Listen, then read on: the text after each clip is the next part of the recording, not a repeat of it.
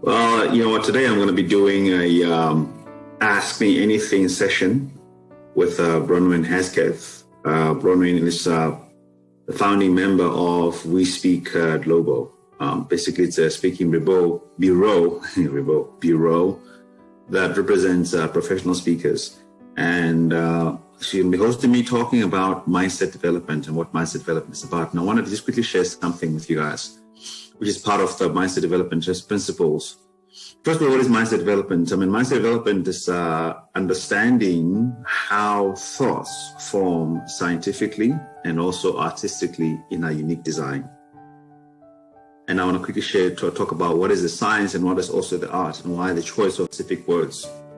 I think it's about understanding also that each and every single person is unique. But with that being said, what I wanted to quickly explain is why it is so important for us to understand the science and why it is important for us to understand the art.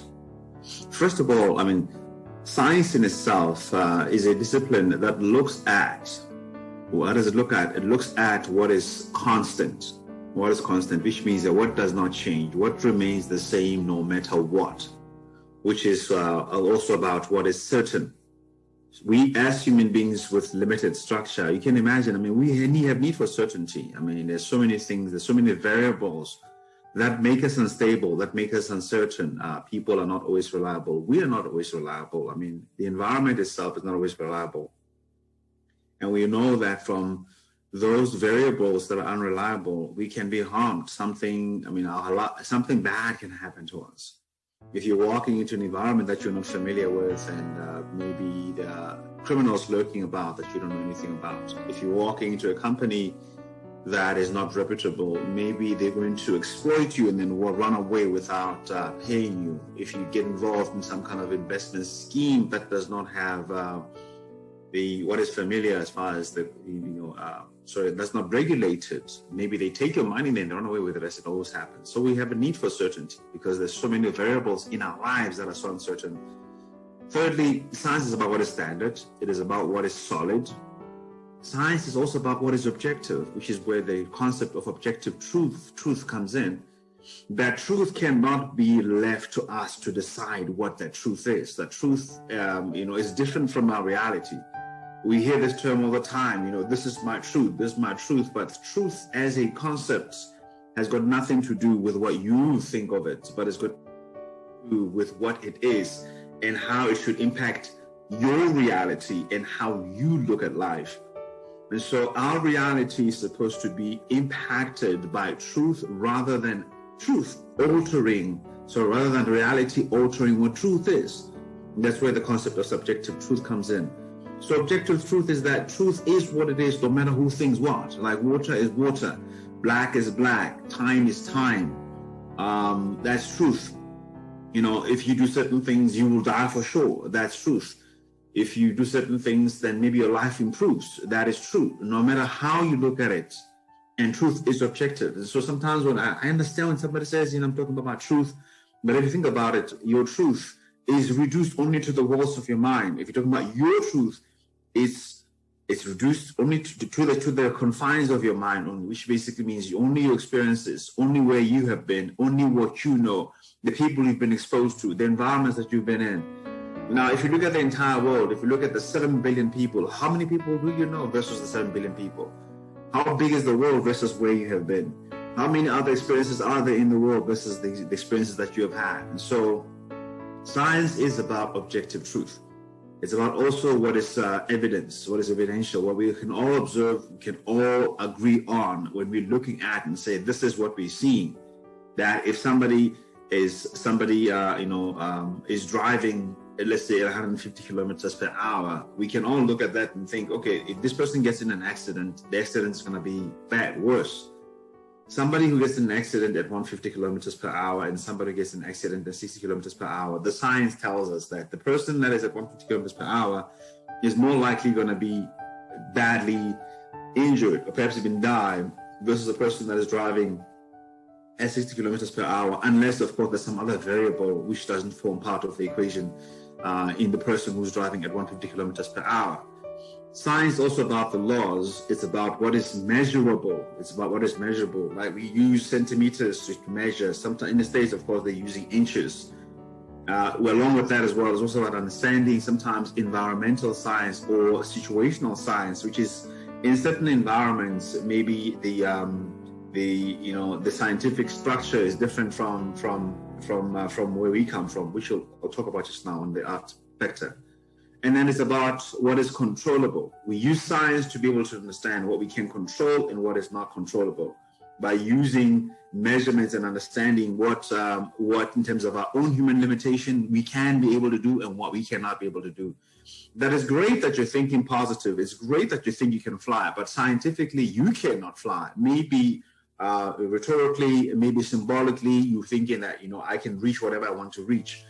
But the fact of the matter is that within that strong belief in the things you do, there are certain limitations that you got to take into consideration in the process of achieving what you're trying to achieve. Because if you don't take them into consideration, you could hurt yourself, you could get injured, you could get demotivated, we could get discouraged along the way because you have not used the right scientific measures as far as what you can be able to do and as far as the process that you're going to undertake to grow.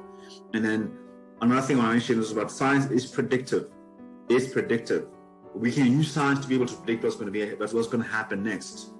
Right? And this is what we use when we're walking, predicting that the ground beneath us is going to be stable, so therefore we keep on walking. When we're driving, predicting that when I take this corner here, the car is going to turn a certain way. All of that is scientific, all right? Now, how fast I do that is different. That's going to be coming to art. And then science is what helps us to be consistent. Because science is what we use to be able to develop systems. And those systems which are aligned with science, and then that's what helps us to become consistent. Consistency is a reflection of human limitation. Human beings are not constant. We don't have constancy. We have consistency in our performance. We don't have constancy in performance. We have consistency in performance, which means that our performance varies. Sometimes we're tired. Sometimes we are strong. Sometimes we're weak. Sometimes we're sick. Sometimes we're confused. Sometimes we're a bit uncertain. And all those elements can make us inconsistent in our performance. But if we have a scientific system that has been proven before and we're applying and we're using the scientific system, then we become a bit more consistent in our performance. Lastly, on the other side of science, which is actually where all of the trouble comes in, is about the art. Now, art is about understanding that in everything, although there may be the same contents, the same substance, the same framework, maybe there may even be the same variables, but there is varying degrees of those very same elements, varying degrees of the same substance, varying degrees of the same frame. Human beings, we all have a brain, we all have a body, but we all have different types of body. We all have certain different types of brains as far as our capacity to store information. Some of us have brain injuries. Some of us don't have fully developed, brains, maybe sometimes because of our age, because of our life experiences, because of the trauma that has happened. So art is about the varying degrees. So art is what brings in, therefore, our authenticity, which is our uniqueness in whatever we perform. Art is also environmental. Different environments have got different conditions, have got different variables, have got different climates, and therefore it varies. And then art is also about customization. Customization, which basically means that every one of us has got a different need. We may have the need for the same things, but we have varying degrees in terms of our needs. If you, for example, are somebody that is 7 feet tall, you're probably going to eat more than somebody that is 5 foot tall. Or if you're somebody that's 7 feet tall, you're probably going to need a chair. Although both of you need a chair, you're probably going to need a chair that is suitable for your size. I hope that makes a lot of sense. So art is also about custom design. Art is subjective. It's about from where I'm sitting, what I'm observing, what I'm taking in, based on my experiences, where I've been. That's about the science. Also, science is dogmatic. Art is dogmatic. Art is perceptual. It's based on how I perceive things myself. Based on, even to the point of your own eyes. Like, what is are you 2020? Are you 2021? Or are you 0.1 or whatever? however way they measure our vision. How well can you really hear? Even though we all speak, and there's a science to speaking, but the way we speak is artistic. The tone of my voice is different from somebody else's. The speed of my speaking. Sometimes I stutter.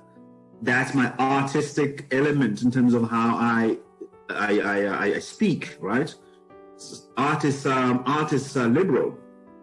On the other hand, science is laws. Art is liberal, which basically means that it's again, it is based on the situation. Laws are quite certain. They're quite certain. They say in this particular state, in this particular case, this is what you're supposed to do, no matter what.